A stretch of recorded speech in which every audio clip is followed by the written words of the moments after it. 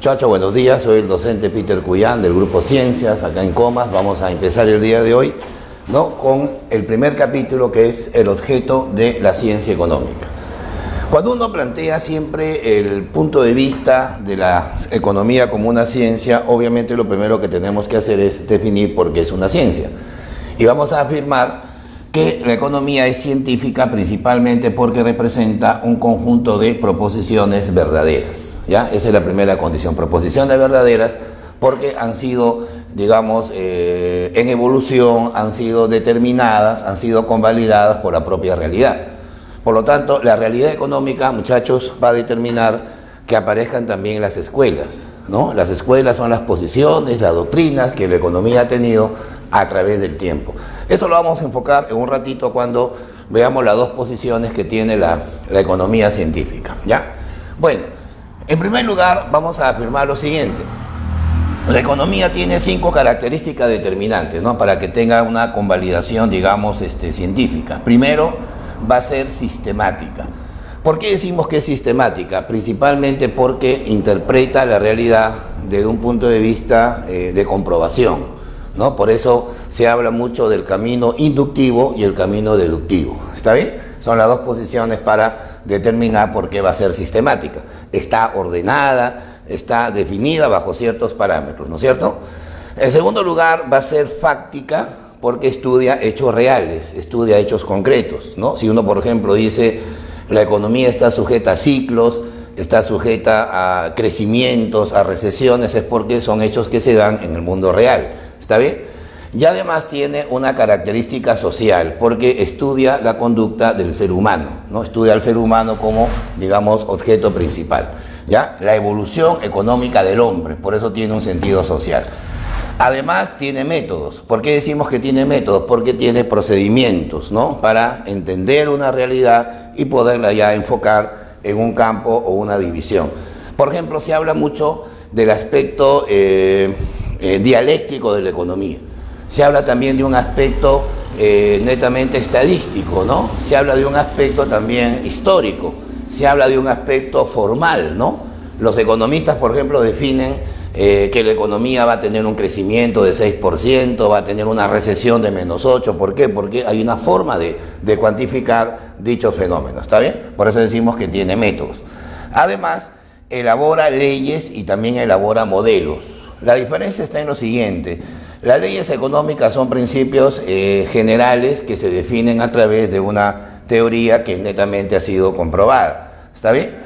Además también existen los modelos, ¿no? Los modelos es una forma de simplificar la realidad de una manera abstracta, ¿no?, de una manera, digamos, idealizada. Y además, una característica que es determinante en la ciencia económica es que va a tener el fin teórico y también tiene el fin práctico. El fin teórico significa estudiar el aspecto positivo, ¿no?, el aspecto netamente descriptivo o el aspecto netamente, digamos, de la teoría tanto micro como macroeconomía. Y práctico porque lo que busca es solucionar los problemas, ¿no?, a través de las políticas económicas, las normas, ¿no?, o la normatividad general que tiene toda ciencia, en este caso para la ciencia económica, ¿ya? Bueno, ahora, ¿cuáles son las dos posiciones o las dos visiones que tiene la economía en general? A ver, vamos a tener en primer lugar la visión socialista y luego la vamos a comparar con la visión neoclásica, haciendo la salvedad que la economía contemporánea le da más importancia a la segunda posición, ¿no?, la llamada visión neoclásica. A ver, la visión socialista tiene como origen a este autor alemán llamado Karl Marx, ¿no? De ahí viene el término marxismo, ¿no?, o llamado también socialismo científico, cuya obra fundamental va a ser El Capital, ¿no?, Das Kapital en alemán, escrita en el año 1867. Marx es considerado uno de los 3 íconos más importantes de la economía en la historia, ¿no? Tanto Carlos Marx, anteriormente estuvo Adam Smith, ¿no es cierto?, y en la época contemporánea John Maynard Keynes, ¿no? Son, digamos, la trilogía, ¿no?, de la economía en evolución. Bueno, Marx afirma que la economía debe tener un sentido netamente político, ¿no? Él no le llama economía seca, le llama economía política, debido principalmente a que interpreta la injerencia que tiene el Estado dentro de la vida económica, ¿está bien? El Estado como propulsor del bienestar, por eso se habla de la economía política. Además, hay que tomar en cuenta que el marxismo se construye en base a tres principios, ¿no? Primero, la dialéctica, obviamente que es el método más usado por los socialistas, ¿no? La filosofía alemana. Luego va a estar la economía clásica inglesa, la economía liberal, que la toma como una referencia, y en tercer lugar va a estar también el desarrollo del socialismo propiamente, ¿no? El socialismo utópico, que él lo convierte en socialismo científico, ¿ya? Entonces, según la concepción marxista, nuestro curso debe interpretar la evolución de los modos de producción, ¿está bien? Los modos de producción. Ojo a este término, no hay que confundir con medios de producción, sino modos de producción que en el sistema capitalista simplemente le llamamos sistemas económicos o le llamamos simplemente organización económica. ¿Está bien? Bueno, ¿cómo se construyen los modos de producción? Según los marxistas tienen que, concatenarse dos conceptos. Primero, el desarrollo de las fuerzas productivas, ¿está bien?, que en este caso es tanto la fuerza de trabajo como el capital, cuyas condiciones, tanto humanas como técnicas, van evolucionando, ¿no? Por eso que hay un complemento que vienen a ser la aparición de las relaciones sociales de producción. Entonces, si tenemos relaciones sociales antagónicas en la historia, contradictorias por historia, y a eso le aunamos las fuerzas productivas, vamos a construir los llamados modos de producción, ¿ya? Bueno, según los marxistas, estos modos de producción son los siguientes. Va a estar en primer lugar la comunidad primitiva, que es consecuencia de la organización social. Cuando el hombre deja de ser nómade, acuérdense ustedes muchachos, se vuelve sedentario. Y el sedentarismo conduce a la formación de la familia, de las tribus, de los clanes, ¿no? Y a partir de ahí surge la llamada comunidad primitiva. Según el marxismo, acá no había lucha de clases por una razón fundamental. No existía la causa principal de esa lucha de clases, que va a ser la llamada propiedad privada. ¿Está bien? Luego de la comunidad primitiva vendrá el esclavismo, ¿ya? El esclavismo, que es la organización ya contradictoria, ¿no? Ya la primera organización, digamos, de enfrentamiento o confrontación social. Acá aparece tanto el esclavo como el amo, ¿no? Las grandes culturas de la historia, ustedes deben recordar eso, se han formado en base pues a la esclavitud. Roma, Grecia, Mesopotamia, Egipto, pues han sido producto de la lucha de clases, ¿no?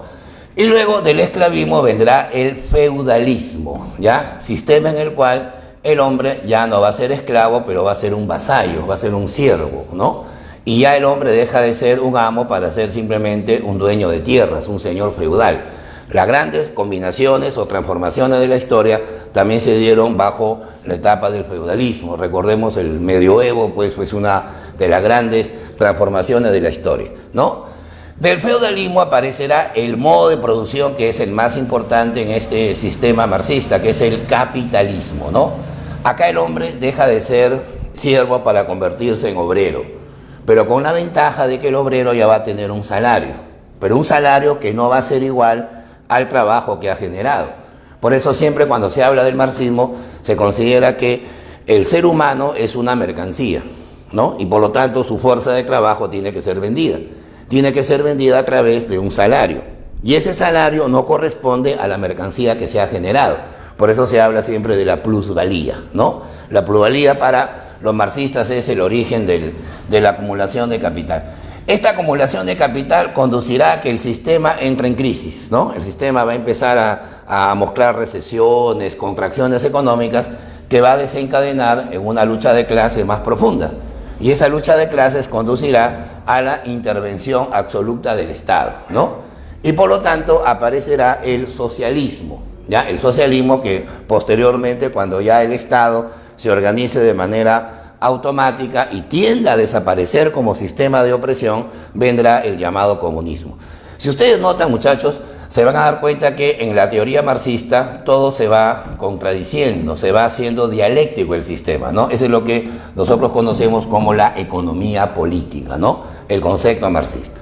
Bueno, La visión neoclásica corresponde ya a la visión moderna, a la visión contemporánea, que permite entender la economía como un problema ya netamente técnico, ¿no? Como un problema netamente ya de organización social. Bueno, la teoría neoclásica es un modelo que apareció en el siglo XIX, ¿no? Justamente para, ¿no?, tratar de frenar el avance de la economía marxista. Y justamente esta idea del neoclasicismo, a través de este personaje llamado Lionel Robbins, establece lo siguiente, ¿no? Que la economía a secas es simplemente la ciencia de la escasez. Esta es la palabra que debemos tomar en cuenta, debemos interpretar para entender el problema económico, ¿verdad?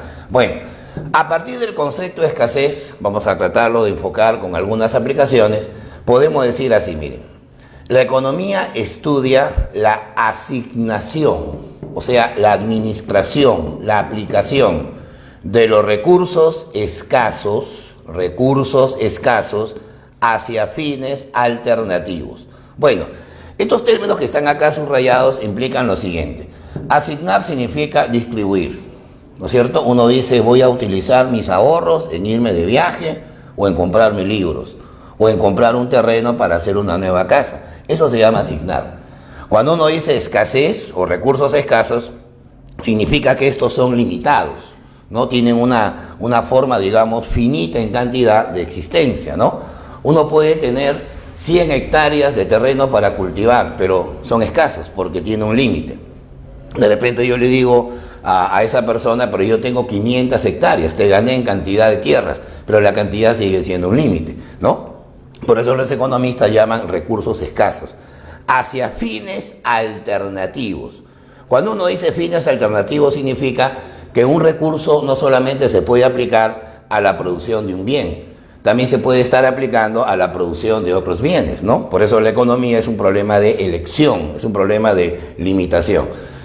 Por ejemplo, ¿qué pasaría si yo en un momento dado tengo, una cantidad de tierra, una cantidad de trabajadores, una cantidad de máquinas, una cantidad de insumos, y decido, por ejemplo, producir trigo? Pero al elegir producir trigo estoy eligiendo no producir otros bienes. Ese es el problema que obliga pues a decir que los fines son alternativos, ¿no? O de repente, si tengo por ahí un cierto nivel de ahorro en el sistema financiero, decido darme unas vacaciones, voy a renunciar a comprarme un terreno, o voy a renunciar a comprar de repente libros, o de repente a poner un negocio. O sea, el problema está justamente en la elección. Por eso los neoclásicos sostienen que la escasez implica necesariamente el uso de fines alternativos, ¿ya? Por eso, el concepto de escasez moderno es el siguiente, ¿no? Es como una ley, digamos, la ley de la escasez, que dice así: no hay suficiente cantidad de bienes, esta es la palabra clave, en la naturaleza, o sea, en la preexistencia al hombre, para que estos sean gratuitos. Hagamos una pregunta bien simple. ¿Qué diferencia hay entre la luz que tenemos que pagar cada mes y la luz natural que nos da, por ejemplo, el sol? La diferencia es bien práctica. La primera tiene precio, la segunda no.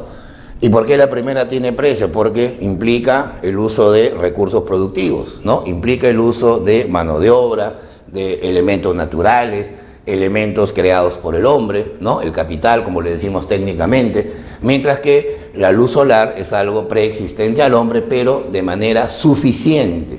Hay suficiente cantidad de energía solar para que incluso nos dé cáncer gratuitamente, ¿no? Todo es gratuito en ese sentido. El aire que respiramos supuestamente es un bien preexistente al hombre, pero donde el hombre no interviene directamente en su producción. Por eso que el aire nos es gratuito. En cambio, el aire que tenemos de un ventilador, de un sistema acondicionado, ¿no? Y hasta el aire que nos ponen de repente en un hospital, eso sí cuesta, ¿no? Porque evidentemente tiene pues una limitación. Por eso la clave está en que cuando los recursos son insuficientes, ahí aparece el problema de la escasez. Por eso la escasez, decimos, no distingue sociedades, no distingue sociedades. La sociedad puede ser socialista, la sociedad puede ser capitalista, la sociedad puede ser industrializada, puede ser una economía primaria, ¿no? La sociedad puede ser de repente, no digamos, un país con abundancia relativamente de recursos naturales, pero sigue siendo siempre un problema de escasez, ¿verdad? No distingue si el país es desarrollado, si el país es industrializado, si es una potencia democrática, si es una potencia autoritaria. Acá el problema de escasez no distingue organización social, ¿ya? Bueno, los recursos y las necesidades. El problema y las necesidades en economía está determinado simplemente por la evolución tecnológica, ¿no? El hombre nunca va a estar plenamente satisfecho con los recursos que tiene. Por eso decimos que las necesidades son ilimitadas, mientras que los recursos son limitados, ¿no? Ese es el problema, o como llamamos modernamente, la dicotomía económica, ¿no? Dicotomía porque es un problema de elegir. Recursos limitados, necesidades ilimitadas. Este problema es lo que nosotros llamamos la escasez económica. Entonces, ante esa escasez, acá viene lo interesante, la economía tiene que realizar una elección. ¿Por qué tenemos que elegir? Lo hemos dicho hace un instante. Porque los fines son de tipo alternativo. Como son alternativos, obliga a elección. Y cuando se elige la mejor alternativa que se tiene que dejar de lado, o sea, la opción a la cual tenemos que renunciar, eso es lo que se conoce como el costo de oportunidad, ¿ya? Bueno, sobre este concepto hay que tomar en cuenta algunos aspectos que son fundamentales. Siempre se dice, y creo que es algo que es determinante en la parte social, formativa que debemos tener en el curso, que cuando uno habla del costo oportunidad siempre está el concepto de que es lo que uno tiene que dejar de lado, pero no es así. El costo oportunidad es la mejor alternativa que se tiene que dejar de lado, renunciar al momento de hacer el problema de elegir, ¿verdad? O resolver el problema de elegir. Hace un instante hablábamos que, por ejemplo, con los ahorros muchas personas pueden decidir viajar, pueden decidir comprarse un terreno, pueden decidir comprarse libros, pueden decidir comprarse artefactos, pero no pueden hacer todo a la vez. Es más, les faltaría tiempo. Y ese problema justamente es lo que va a generar lo que en economía llamamos el costo de oportunidad. Vamos a poner acá un ejemplo didáctico, práctico, para entender cómo se podría definir el costo de oportunidad. Imaginémonos que en la política fiscal, ya, o sea, en la política del gobierno, el gobierno dispone de 4.000 millones de soles, ¿no? Que es una cantidad suficientemente, ¿no? Diríamos, abundante a simple vista. ¿Cuánto dinero, no? 4.000 millones de soles, ¿no? Pero sin embargo, hay un problema, que como hablamos de un gobierno, tenemos que plantear alternativas que se pueden, digamos, alcanzar, pero no todas a la vez. Por ejemplo, según un estudio hecho por el Minedu, el Ministerio de Educación, con 4.000 millones podrían construirse 300 escuelas. Y con eso satisfacemos las necesidades educativas del país. Mejoraríamos la calidad educativa, ¿no? Supuestamente. Pero también la salud interesa, ¿no? Podríamos construir unos 70 hospitales. O de repente podemos también darle un poco más de seguridad al país, un poco más de, digamos, de regeneración social, construyendo de repente 100 penales, ¿no? 100 prisiones, porque hoy las prisiones en el Perú son totalmente inhumanas. O de repente mejorar los caminos del país, ¿no? Podríamos construir 2.000 kilómetros de pistas. O de repente mejorar la defensa nacional comprando 800 tanques para las Fuerzas Armadas. Pero hay un problema. Cada alternativa cuesta 4.000 millones. O sea que si el gobierno quisiera hacer las 5 cosas a la vez, debería tener 20.000 millones, ¿no? Porque acá hay 5 opciones. Y es más, estamos dejando de lado otras opciones que, bueno, no se ponen por una cuestión ejemplar. ¿El problema cuál es? El problema va a estar en decidir cuál será la mejor opción que tenemos que ejecutar, ¿no? Por ejemplo, en este momento, el gobierno podría decir, vamos a darle mejor educación al país, a mejorar la calidad educativa. Así que vamos a destinar estos 4.000 millones a las 300 escuelas. Ya, mejoramos la calidad educativa. Tendremos mejor sistema, de repente, de alfabetización, no todo lo que busca la educación. Pero vamos a dejar de lado los 70 hospitales. O sea, mucha gente va a quedar sin atención médica. Vamos a tener más presos que no se regeneren, ¿no? Vamos a tener de repente más caminos, ¿no? Que provoquen accidentes, ¿no? Vamos a tener una defensa muy endeble, ¿no? Y es más, dejamos de lado también otras opciones adicionales. Entonces, el costo oportunidad no son las 4 opciones que se dejan de lado, sino la mejor opción que habría que dejar de lado. Por ejemplo, podríamos decir, ¿no? Si en el Perú aumentan las enfermedades, ¿no? Si en nuestro país aumenta, digamos, la crisis hospitalaria, podríamos decir que el costo-oportunidad fueron los 70 hospitales que dejamos de construir, ¿no? Para tener mejor educación. El costo-oportunidad no es todo lo que se deja de lado, sino la mejor alternativa social, ¿no? Financiera, económica y hasta política que se podría tener en un momento dado, ¿correcto? El costo-oportunidad. Una reflexión sobre el concepto de costo-oportunidad. El aire, ¿por qué no tiene costo-oportunidad? Muchos van a decir, profe, porque no tiene precio, pero no es así. El costo-oportunidad del aire es cero porque lo puedo respirar en cualquier lugar. O sea, no me voy a lamentar no haber respirado el aire de la esquina porque acá también lo tengo, ¿no? El problema va a ser cuando uno, entre comillas, pues tiene que renunciar. Gráficamente podemos entenderlo de esta manera, ¿no? Nosotros usamos en economía una técnica que se llama la frontera de producción, o llamada también la curva límite, ¿no? La curva límite es un esquemita que se presenta de esta manera, ¿ya? Tenemos acá 2 opciones de producción y acá tenemos esta frontera, ¿no? Este límite que se llama la curva de transformación, o llamada también la curva límite. Un ejemplo, ¿no? Imagínate haber una empresa industrial que produce, digamos, fideos y por acá produce galletas, ¿no? Tiene 2 opciones de producción. Un agricultor tiene la opción de sembrar trigo o de sembrar, no sé, maíz. O de repente un colegio puede poner aulas para educación inicial y aulas para educación secundaria. O sea, podemos jugar con una serie de opciones, pero la economía se limita en este caso solo a dos bienes, ¿no? 2 artículos. Bueno, si nosotros vemos la frontera, nos vamos a dar cuenta que hay 4 puntos determinantes ahí. El punto R, obsérvalo, es un punto que está ubicado justo en el límite máximo de la frontera de producción, lo cual indica que acá la economía está utilizando totalmente los recursos disponibles. A esta situación se le va a llamar el pleno empleo, ¿ya? Se llama pleno empleo porque ni un recurso se deja de utilizar. Claro, esto del punto de vista teórico es interesante, pero en la práctica no funciona, pues. Es un sistema ideal porque no hay una sociedad en el mundo que diga que el desempleo es cero, ¿no? Que una sociedad que diga que toda su infraestructura, todo su capital humano o de repente todos sus recursos naturales se están utilizando. Es una situación de carácter ideal, pero como estamos hablando de una referencia, le llamamos el pleno empleo, ¿ya? Pero también hay una pequeña acotación.